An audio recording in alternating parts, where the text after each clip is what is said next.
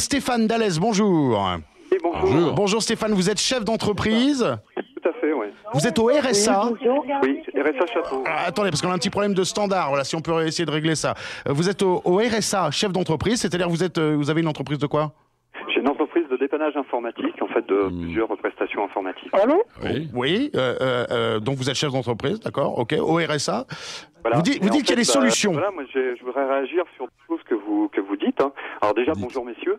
Et Bonjour. parce que il faut savoir que c'est vrai qu'on n'est pas du tout aidé quand on est jeune entrepreneur. Il faut savoir que j'ai 37 ans, hein, donc je suis vraiment, je suis pas vieux. Racontez-nous.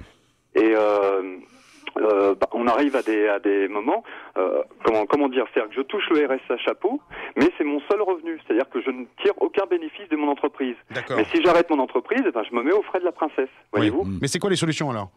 Alors, pour moi, voilà, il faut savoir que moi à la base je suis socialiste, mais vous parliez tout à l'heure qu'il y avait aucun politique qui préconisait, qui disait des solutions. Il y avait des solutions, oui. Solutions. Et moi je suis pas tellement d'accord. Qui? Parce que si vous Allez-y. Qui? Je suis pas tellement d'accord, c'est-à-dire qu'en fait, moi je me suis intéressé au programme du Front National et j'ai commencé à voir qu'il y avait au moins des propositions de solutions. Lesquelles? Alors après on peut en penser ce qu'on veut, mais Lesquelles solutions, Stéphane?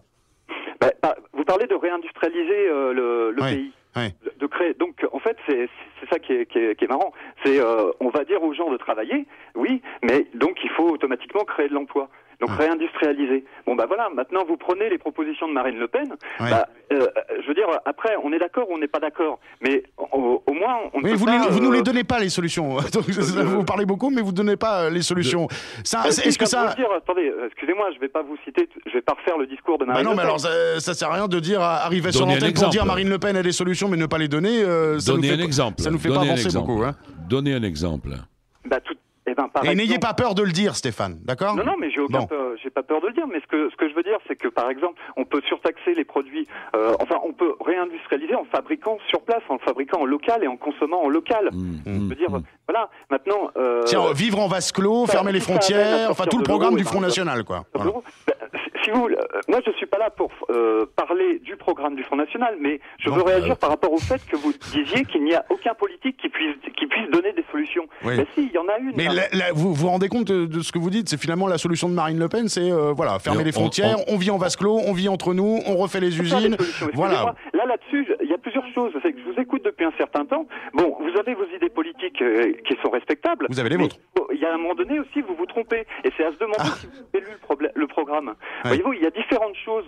Parce que moi, je l'ai lu de A à Z. Oui. Vraiment, je m'y suis vraiment intéressé. Et en toute franchise, il y a on va pas vivre en l'autarcie.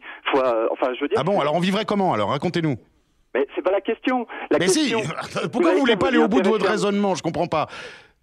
Mais non, mais c'est vous que vous me dites, on va fermer les frontières et tout ça, mais ça n'a jamais été. Mais c'est ça le programme du Front National, c'est on retourne au franc, on ferme les frontières, on vit entre nous et puis on réindustrialise tout ça. Il y a une grande partie des pays dans le monde qui vivent avec leur propre monnaie. Où est le problème là-dedans? Qu'on retourne au franc, tant pis, si l'euro n'a pas été une solution, c'était une grande idée, mais si ça a été mal fait ou si ça ne fonctionne pas, il faut essayer d'autres choses. Ça n'est malheureusement pas le retour au franc qui créerait des emplois, et qui augmenterait les ressources de ceux qui n'ont pas de travail et pas de salaire. C'est tout un enchaînement, bien sûr. Alors on va continuer à en parler dans un instant parce que c'est intéressant. Moi je demande Stéphane de rester avec nous. Finalement la question qu'on aurait dû poser avec vous Stéphane, c'est est-ce que le Front National est la solution à la pauvreté? Tiens, si vous pensez comme Stéphane ou pas, 3628 vous dites Sud Radio. Moi je pense pas, mais enfin je peux me tromper. Liberté de parole. Mazet, Cardoz.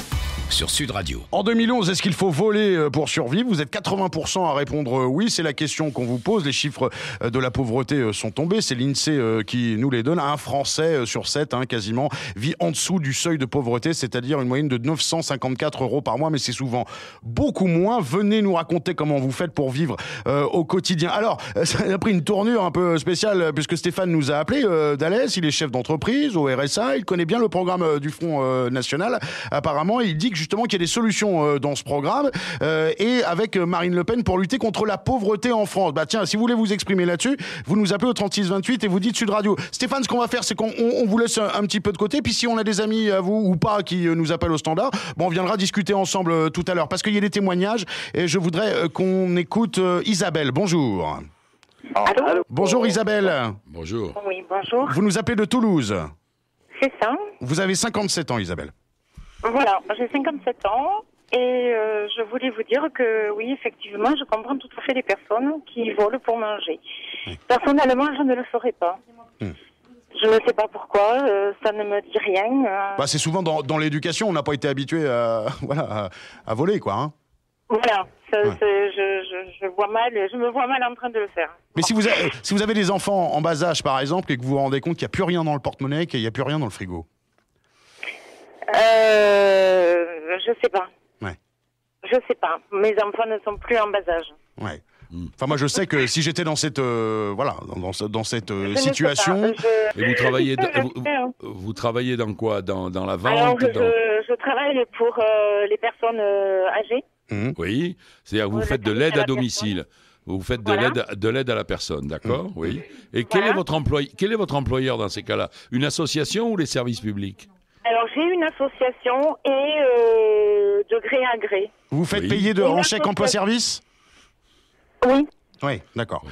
Tiens, je voulais demander l'avis de Stéphane, qui est toujours avec nous, d'Alès, chef d'entreprise au RSA et qui aime bien le Front National. Stéphane, vous avez une solution, par exemple, pour Isabelle ? Il y a une solution dans le programme de Marine Le Pen ?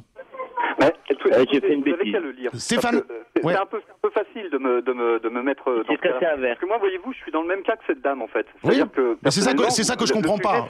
Justement, voler pour se nourrir. Donc, ce que je vous disais, moi, le truc, c'est que c'est ça. C'est que personnellement, je suis aussi dans une situation qui est plus que délicate. Bon, et il se trouve que, après, moi, je lis les programmes et effectivement, il y a peut-être, je dis pas que c'est la solution, mais en tout cas, il y a une solution qui est proposée. Après, il faut l'étudier correctement, sans a priori, sans se dire ça va être le discours de la haine et patati patata. Vous savez des propositions, il y en a dans tous les programmes politiques. Ouais. Lorsque j'ai dit qu'aucun des candidats possibles n'était vraiment convaincant, à mes yeux en tout cas, je prends en compte ce qu'il y a dans les programmes. Par exemple, vous avez dit tout à l'heure que vous étiez socialiste, mais intéressé par le programme du Front National. Dans le programme du Parti socialiste, il y a des propositions qui permettraient de relever les minima sociaux à 1 000 € ou à 1 100 € ou à 1 200 €. Ça ne résout pas le problème de l'emploi précaire, des gens qui courent après les petits boulots et des secteurs de l'économie où on n'a pas assez de main-d'œuvre parce qu'on n'a pas assez formé, parce que les salaires ne sont pas assez élevés. Voilà, c'est ce par quoi je dis que les programmes ne sont pas convaincants et crédibles.